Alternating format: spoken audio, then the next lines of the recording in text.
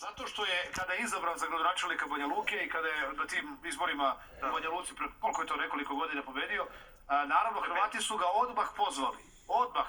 To radi hrvatska služba i dakle oni su tu vrlo vešti i sposobni. Dakle, odmah su ga pozvali u emisiju u Nedeljom u 2 kod onog anti-Srbina, bivšeg Srbina Aleksandra Stanković, tako preziva. Da, mislim da. Dakle, setite se samo, mala digresija, kad je Zdravko Krivokapić izabran za predsjednika vlade Crne Gore, prvo njegovo gostovanje medijsko je bilo u toj emisiji Nedeljom u 2. Kod njega je Zdravko Krivokapić rekao, ja nisam 100% Srbin kako je govorio u kampanji, nego 200% Crnogorac. I odrekao se i Srba, i Srpstva, i Srbije i onako legao na tacnu da ga Ustaše mažu kako oni hoće.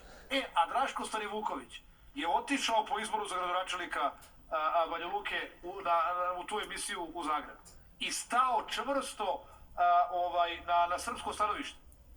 Ne, da, Oluja je zločin, ne, Srebrenica nije genocid, da, u Drugom svjetskom ratu počinjen je najstrašniji genocid. Ali to su činjenice. Jesu, da, ali mu to Hrvati nikad oprostili nisu.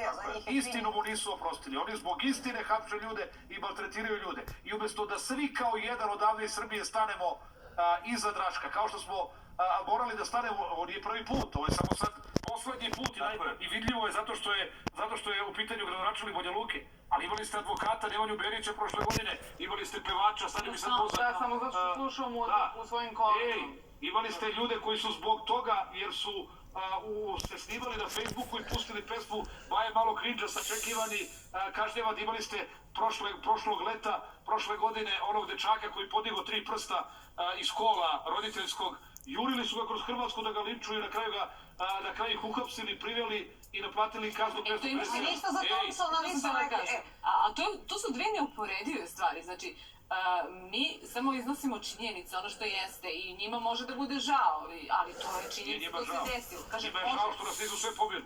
Ne, nego kako je moguće da Thompson koji iz vikenda u vikend, nedelju u nedelju promoviše najgore stvari i laži za Srbe, to je u redu i to je šta, sloboda umetnička, to može.